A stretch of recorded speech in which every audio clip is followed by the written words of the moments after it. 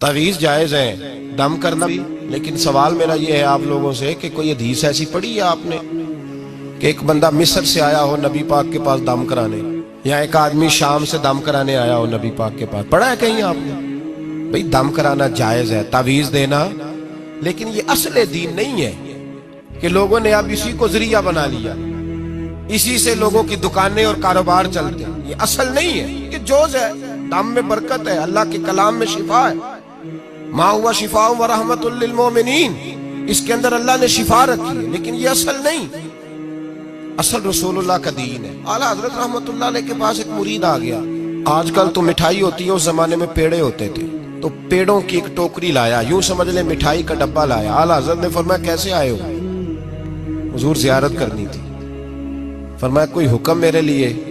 का ज़ियारत। भाई बात ये छोटी है, लेकिन इन बातों का पस मंजर देखो और आज के जमाने में इन बातों को परखो तो देखो दीन किस तरह बेचा जा रहा है। मिठाई का डब्बा लाया है, क्या हुक्म था? का ज़ियारत करनी थी। कोई बात तो बताओ, का ज़ियारत करनी थी। आला हजरत ने ना वो मिठाई का डब्बा तालिब इल्म को कहा पेड़े जाओ घर दे आओ। वो घर दे आया तो थोड़ी देर के बाद मुरीद कहने लगा हुजूर एक तावीज़ भी चाहिए था।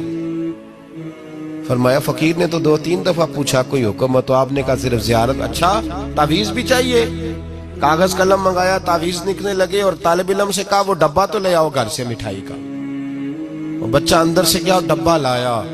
ओ भाई ये वो लोग थे जो फिर हक कहा करते थे, इसलिए कि दौलत असर अंदाज नहीं होती थी। ये मुरीद को इसलिए डांट लेते थे कि इनकी नजर मुरीद की जेब पर नहीं होती थी। ये इसलिए उसको सख्ती करते थे कि इन्हें ये नहीं था कि भाग गया तो रोजी रोटी कैसे चलेगी।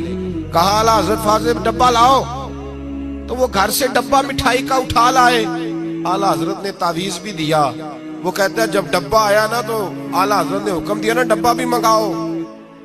अब उन लफ्जों में जलाल इतना था कि मैं घबरा गया, पता नहीं अब क्या बनेगा। मैं बोल ना सका, डब्बा आ गया। आला हजरत ने वो मिठाई का डब्बा भी वापस किया और तावीज़ भी दिया और एक जुमला कह के नमाज पढ़ने चले गए। एक जुमला फरमाने लगे अपना मिठाई का डब्बा ले जा, अहमद रजा तावीज़ बेचा नहीं करता।